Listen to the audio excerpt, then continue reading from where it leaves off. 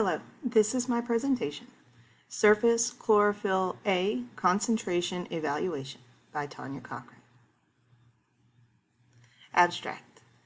This study investigates the spatial-temporal variations in surface chlorophyll A concentrations as influenced by distinct weather and climate conditions. Potential contributing elements have been found, including regional and local characteristics such as seasonal conditions, oceanography, physical terrain, and proximity to shore.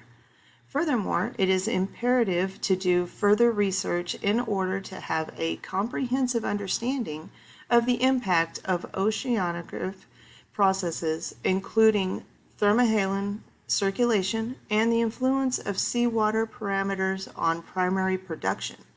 Moreover, the correlation between primary production and geography could be contingent upon the specific nutrient availability and composition of phytoplankton species within a particular region.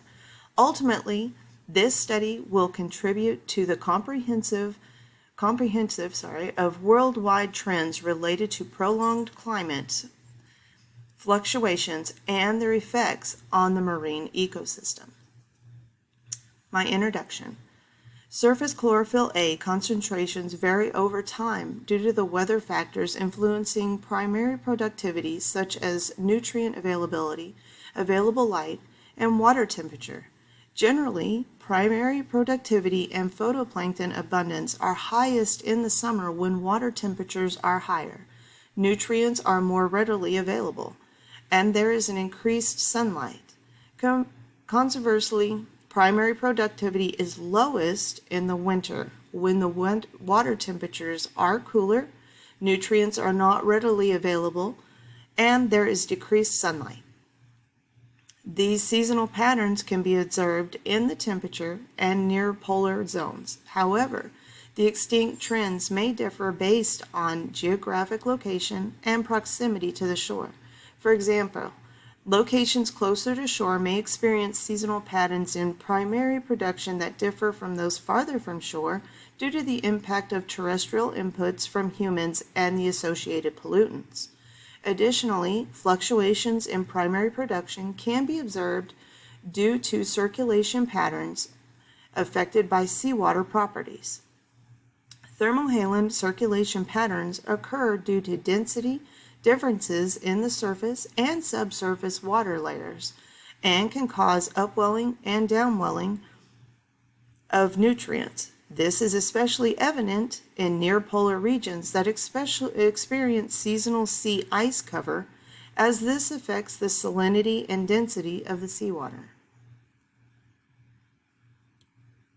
And here we have my in-temperature latitudes of endurance array, which is right here, Pioneer Array, which is here, and Argentina Basin, which is down here.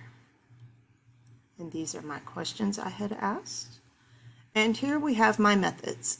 Other patterns can also be observed, such as periodic outbreaks of phytoplankton, blooms, or shifts in the dominant species of phytoplankton observed. In order to explain these patterns, further research needs to be conducted to understand how seawater properties and oceanographic processes are affected by the changing seasonal conditions. In addition, there may be a relationship between primary production and geography, depending on local nutrient available and the dominant phytoplankton species in a location. My results. Finally, it is important to consider how proximity to shore will influence the data, as this will affect the amount of nutrients in the ocean, the pollutants present, and the water temperature and salinity. For example, heavily populated coastlines or cities can contribute pollutants that may lower the phytoplankton population, cause shift in its dominant species, impact light availability by increasing turbidity, or affect water temperature due to the urban heat island effect. Conclusion. Questions remain concerning changes in primary production as the ocean surface over time, including how these changes are impacted by regional and local conditions, seasonal conditions, oceanographic, physical geography, proximity to shore, as well as changes related to long-term climate change.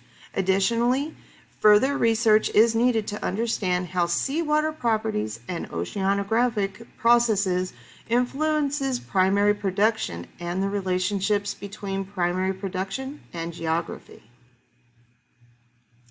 And here are my references. And that is it. I hope you enjoyed my presentation. Have a great day and thank you.